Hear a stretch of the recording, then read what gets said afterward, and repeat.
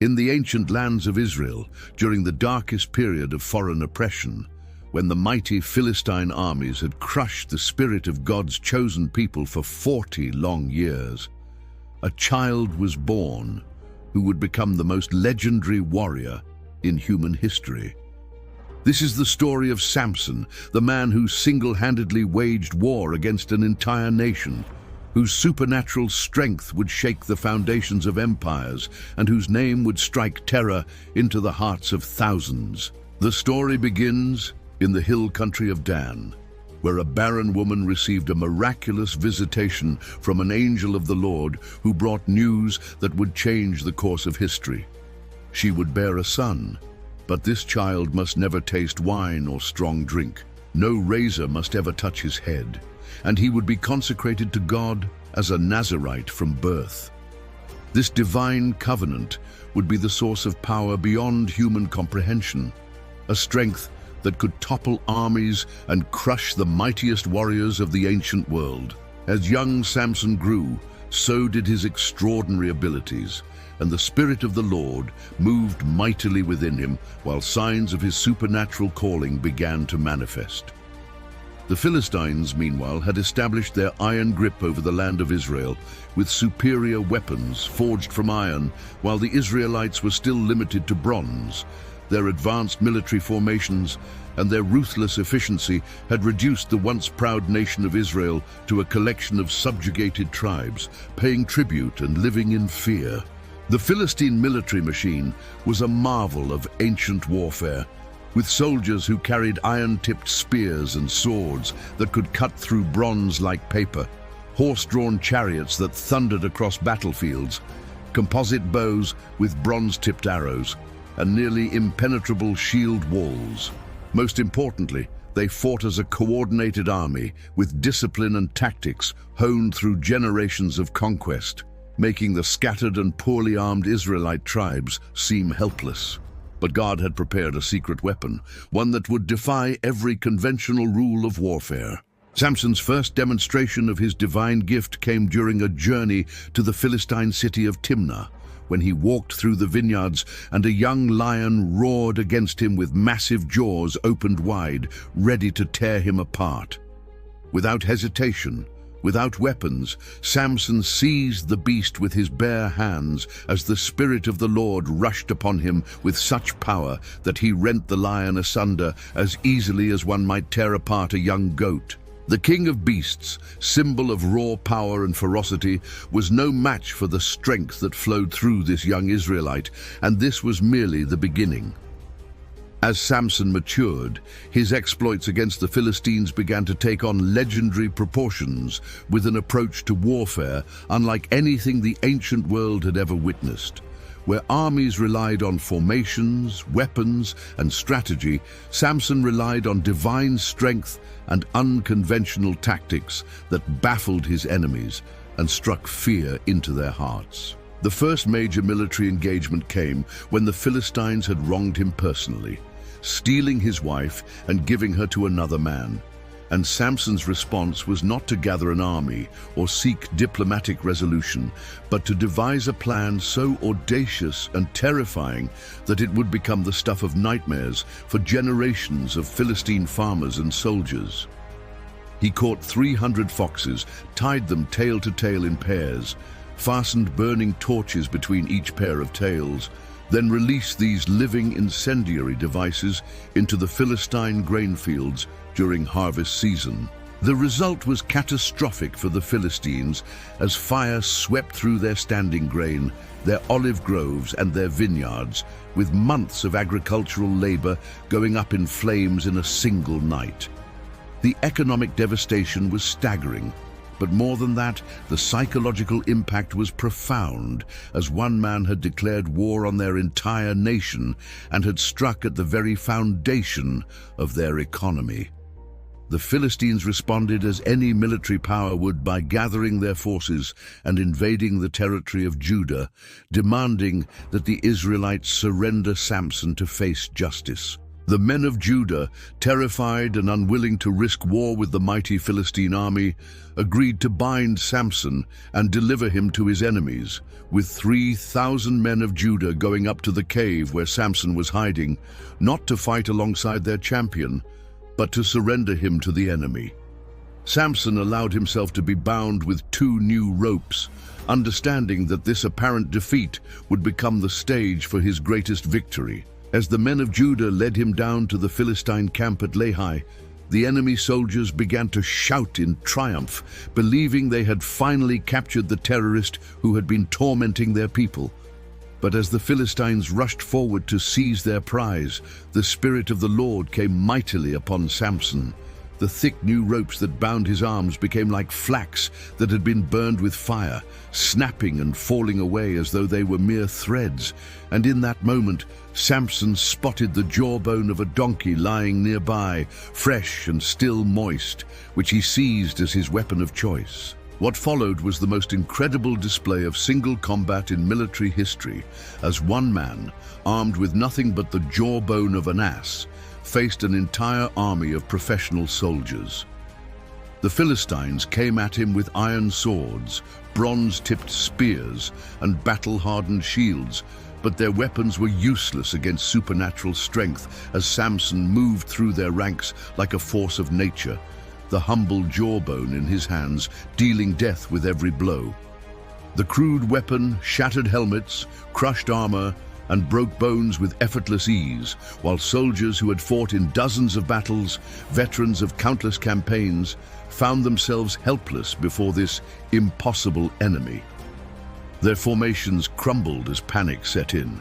And how do you fight an enemy who cannot be wounded, who moves faster than humanly possible, whose strength can crush a man's skull with a single blow? The battle raged across the hills of Lehi, and with each passing moment, the pile of Philistine corpses grew higher as Samson pursued fleeing soldiers, caught up with chariots on foot, and turned their own superior numbers against them as they trampled each other in their desperation to escape.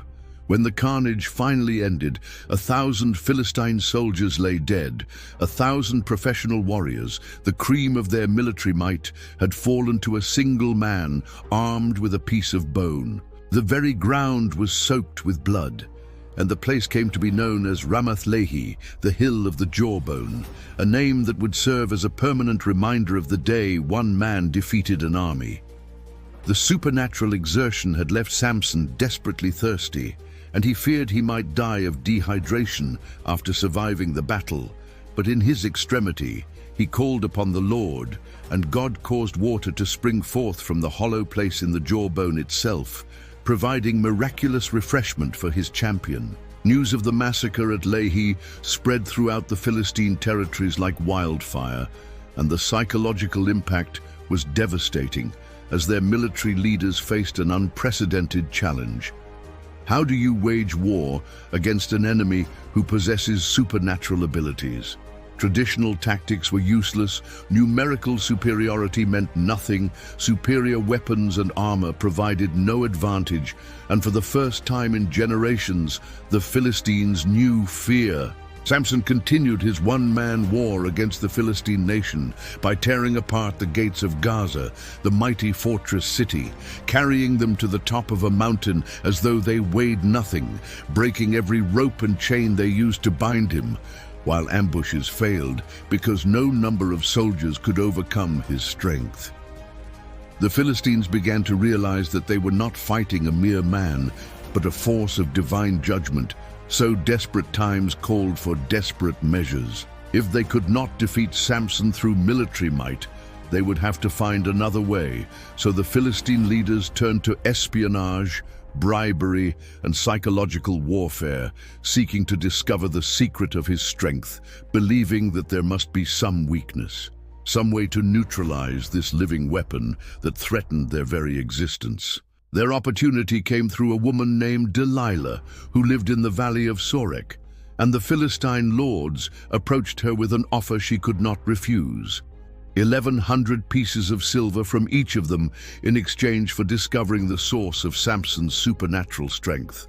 It was a fortune beyond imagination, enough to make her wealthy for life, and all she had to do was betray the man who loved her. What followed was a deadly game of cat and mouse, as Delilah repeatedly pressed Samson to reveal his secret, while Philistine soldiers waited in hiding, ready to strike. 3 times Samson gave her false answers, and 3 times the attempted capture failed spectacularly. When she claimed he had been bound with fresh bowstrings, he snapped them like thread. When she tried new ropes, they fell from him like cobwebs. When she wove his hair into a loom, he simply pulled the entire apparatus from the wall. Each failed attempt only demonstrated more clearly the impossibility of capturing Samson through conventional means, as the man was simply invincible as long as his divine strength remained with him. But Delilah was persistent and clever, wearing down his defenses with constant manipulation and emotional pressure, and day after day she tormented him with accusations of not truly loving her, of keeping secrets, of not trusting her with his heart. Finally, worn down by her relentless pressure, Samson made the fatal mistake of revealing the truth. His strength came from his uncut hair, the visible symbol of his Nazirite vow to God, and if his head were shaved, he would become weak like any other man. It was information that would change the course of history and bring down the most powerful warrior who had ever lived. Delilah waited until Samson fell asleep with his head in her lap, then signaled to the Philistine barber who'd been waiting in concealment. And as the razor moved across Samson's scalp, cutting away the 7 locks of his hair, 20 years of supernatural strength began to ebb away. When Samson awoke to Delilah's cry that the Philistines were upon him, he expected to shake himself free as he had done so many times before. But the Lord had departed from him, and for the first time in his adult life, he was merely human.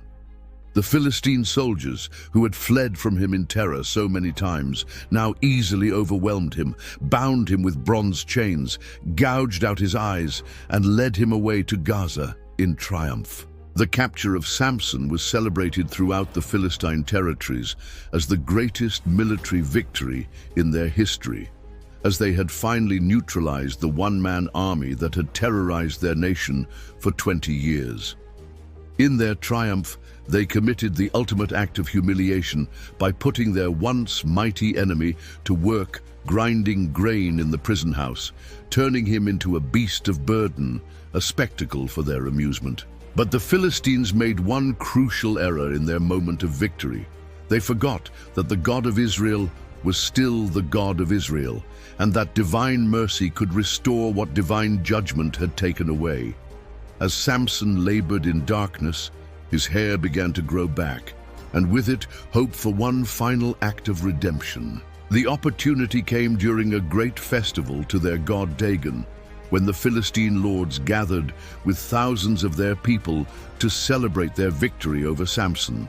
And the temple was packed with the elite of Philistine society. Military commanders, political leaders, wealthy merchants, and their families, with 3,000 people crowded onto the roof alone to watch as the blind former champion was brought out for their entertainment. As they made sport of him, mocking his blindness and helplessness, Samson made a final request to the boy who guided him. He asked to be allowed to lean against the pillars that supported the temple, claiming he needed to rest. It seemed like a harmless request from a broken old man, but no one suspected that this was the moment Samson had been waiting for, praying for, preparing for during his months of captivity. Standing between the 2 central pillars that bore the weight of the entire structure, Samson placed his hands against the stone columns and prayed one last prayer to the God who had given him strength, asking not for mercy, not for escape, not for a long life, but for the power to avenge himself upon his enemies one final time. He was willing to pay the ultimate price for one last victory against the forces that had oppressed his people for so long. The Lord heard his prayer and granted his request as divine strength flowed through Samson's arms one last time, and he bowed himself with all his might, pushing against the pillars with supernatural force. The massive stone columns, which had stood for generations supporting the great temple, began to crack and shift under pressure that no human strength should have been able to exert. With a thunderous roar that shook the earth, the temple of Dagon collapsed in upon itself, and the roof, packed with 3,000 spectators, crashed down into the main hall where the Philistine lords had gathered to celebrate. In seconds, the flower of Philistine nobility was crushed beneath tons of stone and timber.